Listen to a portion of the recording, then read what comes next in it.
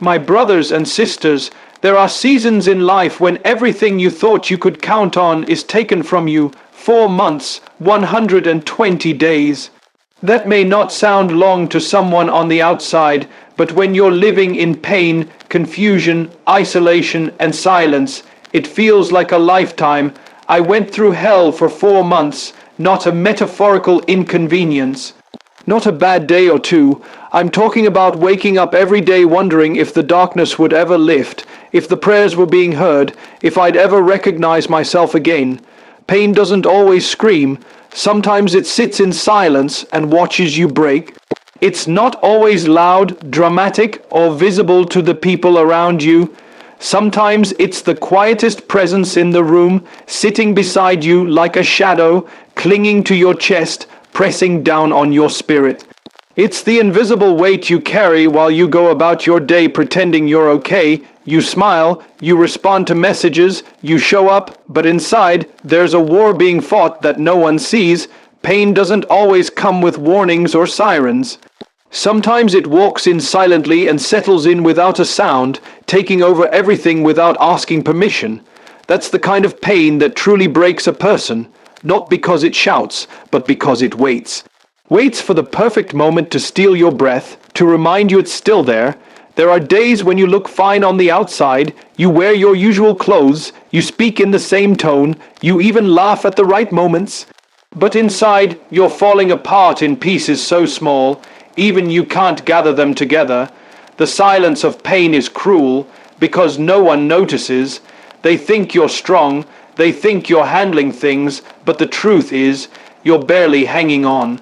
The silence makes it worse, because there's no release. No one knows to ask, no one knows you're hurting, and so you keep walking around with this storm inside your chest, hoping it will pass, hoping someone might see through the mask, hoping something might shift. That silent kind of pain teaches you things you wouldn't learn in noise. It teaches you how to listen, to the cracks in your own voice, to the tremble in your own hands, to the truth hidden beneath your own distractions. It makes you pay attention to things you used to ignore, the exhaustion behind your eyes, the constant ache in your bones, the emptiness that doesn't go away no matter how much you sleep or eat or pray. It makes you face the truth about yourself, about what you've been avoiding, about what really matters when everything else falls apart. Silent pain strips you of your need to perform. It doesn't care about your title, your achievements, or your reputation. It breaks you down to your most human self, the part of you that just wants to be seen, to be held, to be understood. It humbles you. It shows you your limits. It reminds you that strength isn't about pretending you're unshakable. It's about being honest enough to say, I'm not okay and I need help. But the tragedy of silent pain is that most people don't feel safe enough to say that out loud. They think they'll be judged, they think they'll be rejected, so they keep carrying it alone, deeper and deeper, until the silence becomes their prison. Sometimes pain is so quiet it fools even you. You start to think maybe you're just tired, maybe you're just overreacting, maybe you should just push through. You convince yourself it's not that bad. But late at night, when the world goes still and all the distractions fade away, that pain comes out from the shadows and wraps itself around your thoughts. It reminds you of the things you haven't healed from, the conversations you avoided, the losses you never grieved, the disappointments you buried. It all rises to the surface, not with a scream, but with a whisper that is somehow louder than any noise. That's when you realize the most dangerous kind of pain is the one you never talk about, the one that smiles in public and cries in private.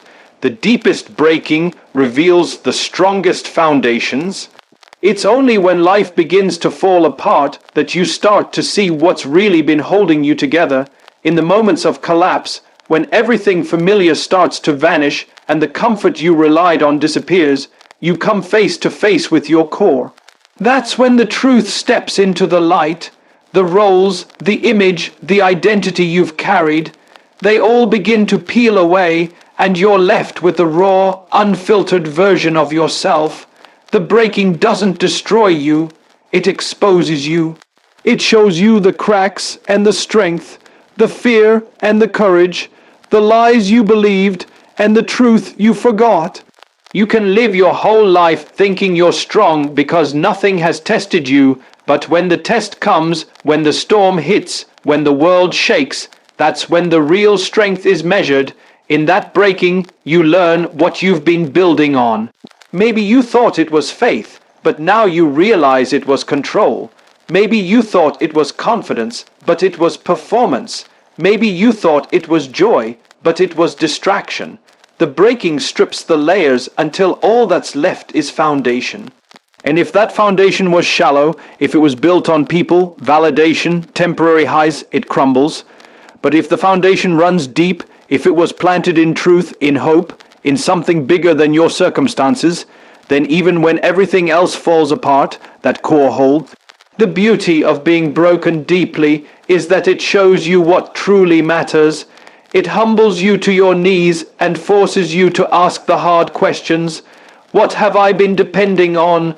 Where have I placed my worth? Who am I when everything else is gone? Those questions aren't easy, but they're necessary, because only when you face them can you rebuild, not on illusions, not on ego, but on something real, something that can survive the storms that life inevitably brings. There's a different kind of power in someone who's been shattered and chose to rebuild with intention, with purpose, with clarity. They no longer need the applause. They're not chasing approval. They know what they've survived, and that knowledge anchors them.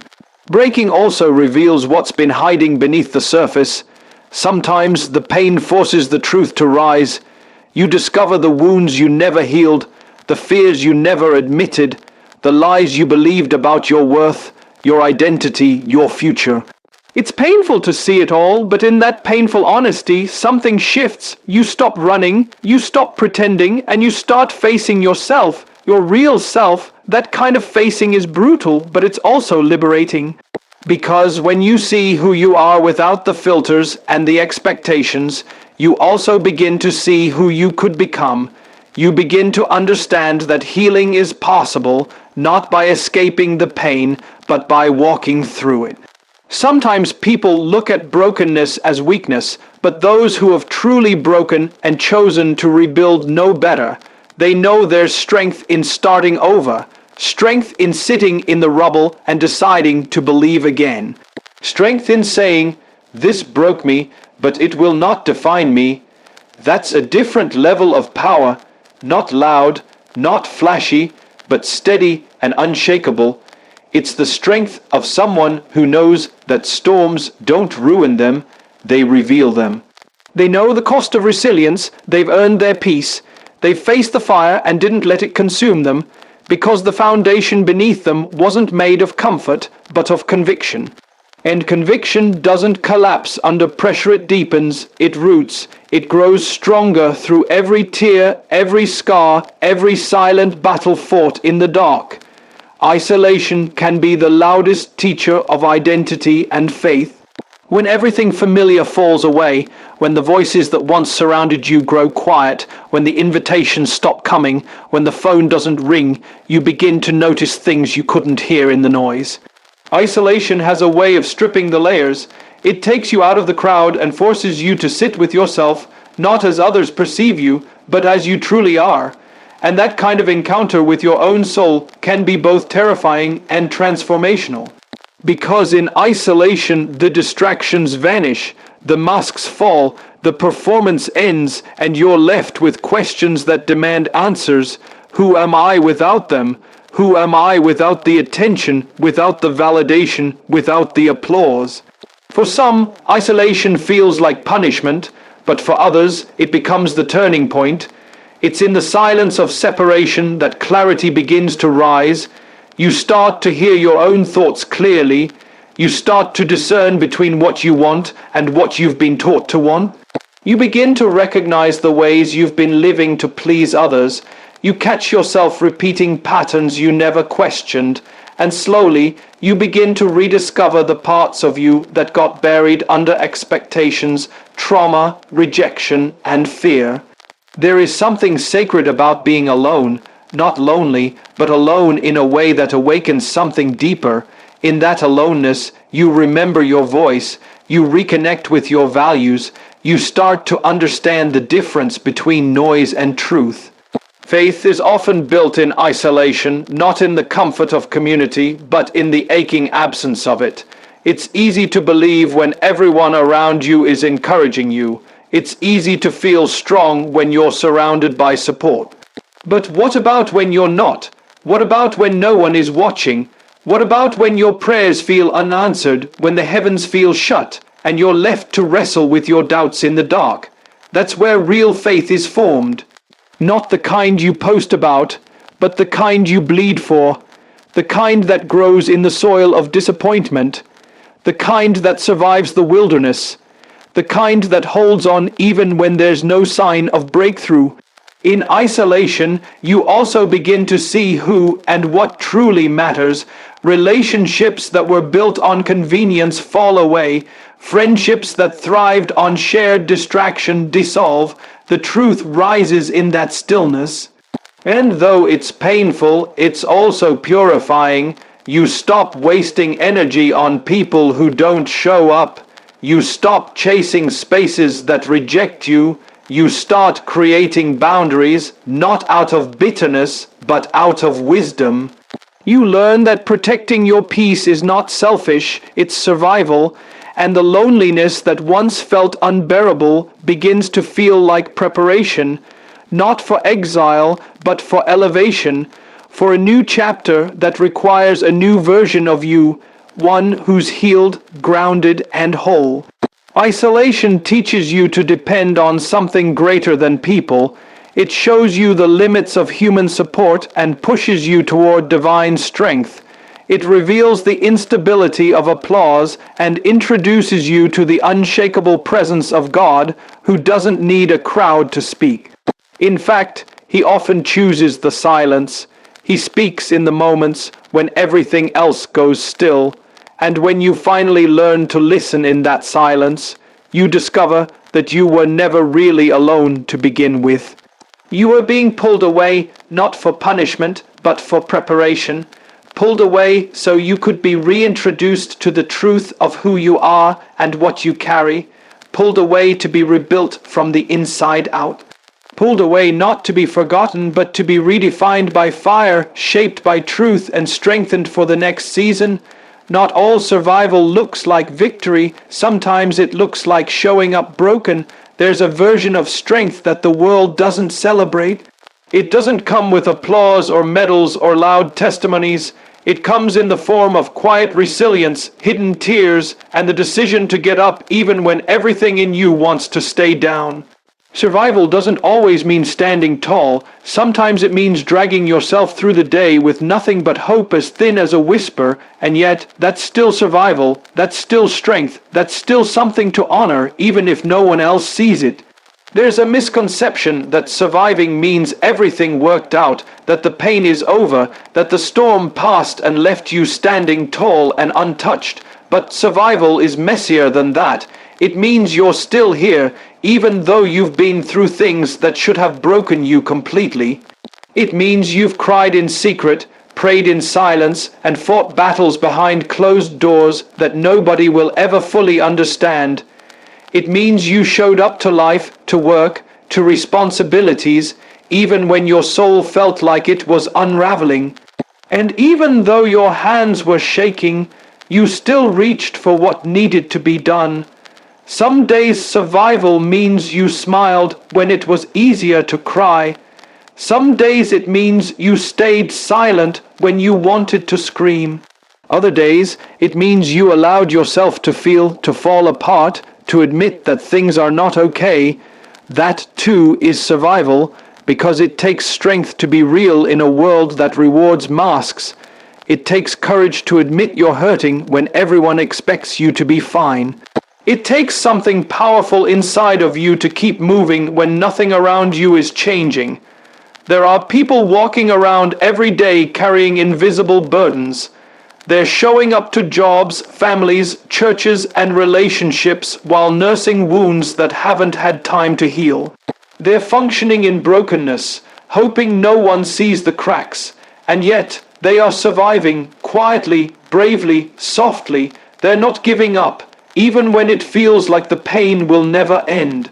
They're holding on to a thread of hope, trusting that something better is coming, even if they can't see it yet. Sometimes the greatest victories aren't the ones you post online, they're the ones you whisper to yourself in the dark, "I made it through today." Sometimes the win is simply not quitting, not walking away, not giving up on yourself. There's nothing glamorous about those victories, but they matter. They mean you've chosen life, you've chosen growth. You've chosen to believe that your story isn't over yet, and that choice, repeated again and again, is what builds true strength. The world might not see your survival as victory because it doesn't fit the image of success it celebrates.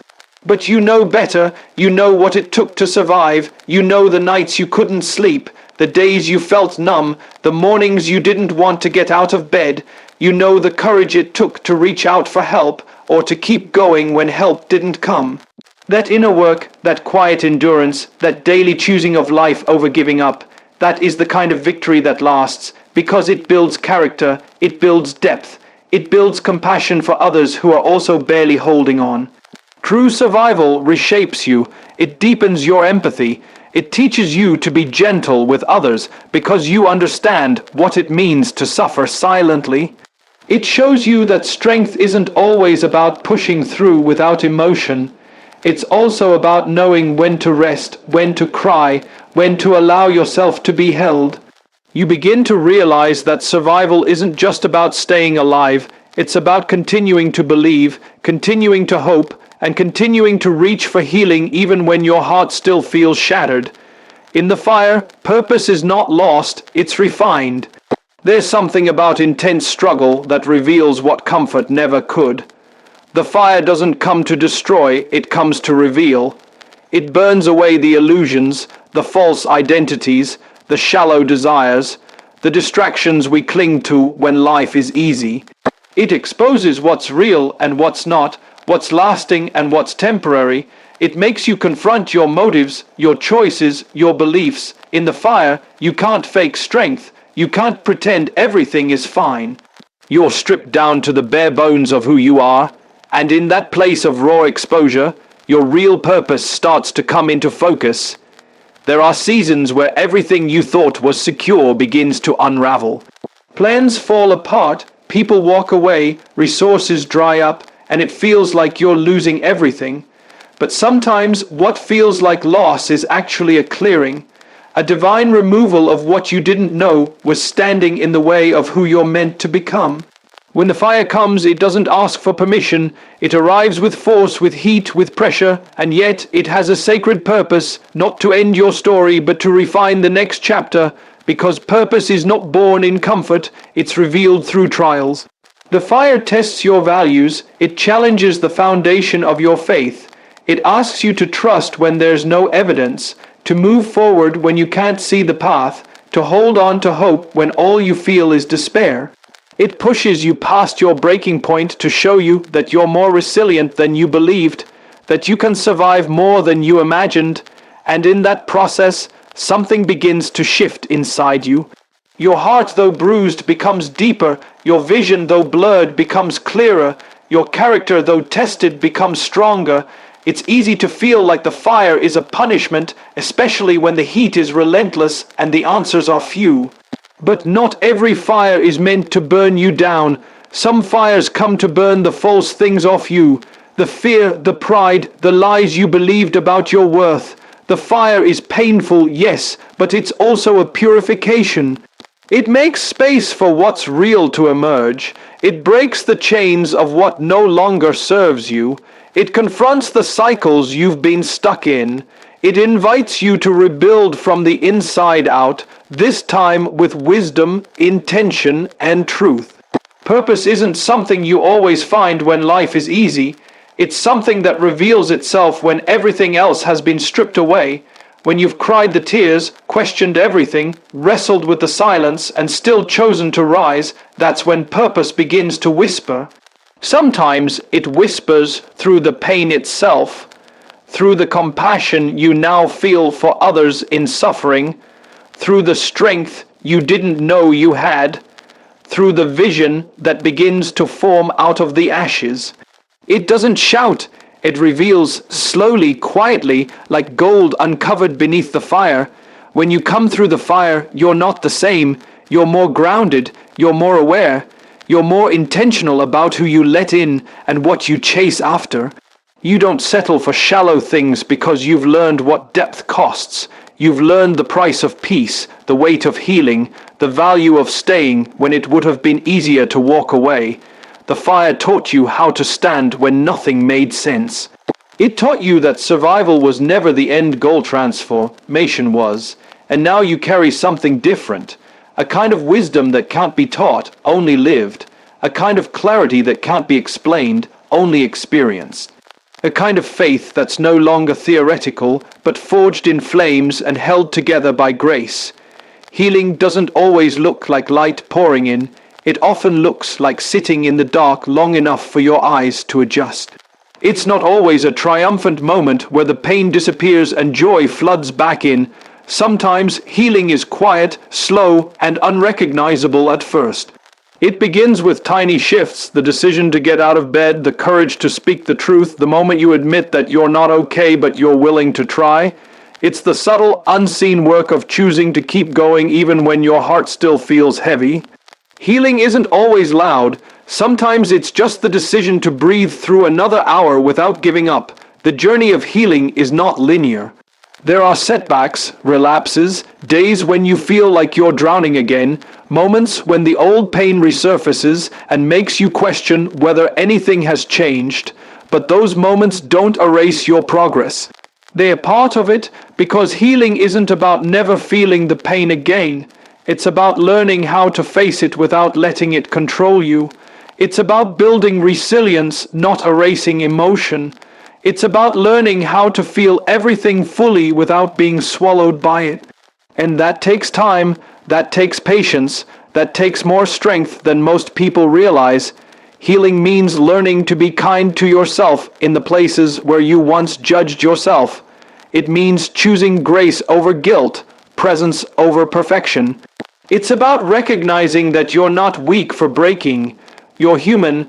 And being human means you get to grow, to evolve, to rebuild. It means that even in your lowest state, you're worthy of love, of rest, of second chances. Healing reminds you that you're not defined by what happened to you or how long you stayed broken. You're defined by the fact that you didn't give up, that you found a way to keep breathing through the mess, that you still chose to believe something better was possible. Some days, healing looks like laughter returning to your voice after months of silence. Other days, it looks like allowing yourself to cry without shame. It's reclaiming the parts of you that fear silenced, that trauma buried, that pain tried to erase. It's remembering who you were before life wounded you and honoring who you've become through the process of surviving. Healing is layered. It doesn't happen in a moment. It unfolds over time, revealing more depth, more strength, more clarity with each step. And sometimes you won't even notice it's happening until you look back and realize how far you've come.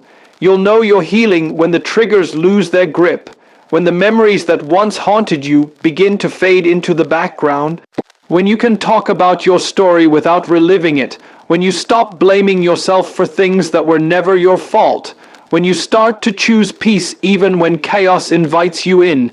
Healing brings wisdom that pain never could. It teaches you how to love deeper, how to listen closer, how to be more present. It strips away the shallow and makes room for the sacred. It teaches you that scars don't make you less, they make you more. More aware, more grounded, more connected to the humanity in others. Eventually, healing leads you to a place where you can look at the wounds and no longer feel resentment, only reverence for the version of you who endured them. You begin to bless the journey, even if you wouldn't choose it again. You begin to forgive, not because what happened was okay, but because you refuse to let it define your future. You start to speak from your scars instead of your pain. And that shift is sacred. It means you've made it to the other side, not untouched, but transformed. Not back to who you were, but forward into who you're meant to become. You may have walked through fire, cried in silence, doubted your worth, and questioned if the pain would ever end, but you are still here. Not by accident, not because life spared you, but because purpose held you. Every scar you carry, every tear you shed, every moment you survived when it would have been easier to give up, it all matters. You didn't come this far just to come this far. There's something on the other side of your breaking that your healing is preparing you for. You've been refined in pain, shaped in silence, and strengthened in storms. The version of you that's rising now is not weak, it's unstoppable. So don't shrink back. Don't hide the battle you overcame. Don't apologize for the strength you had to earn the hard way. Stand tall in the ashes of what tried to break you and declare with boldness, I went through hell, but I came out with fire in my soul, truth in my voice, and purpose in my hands.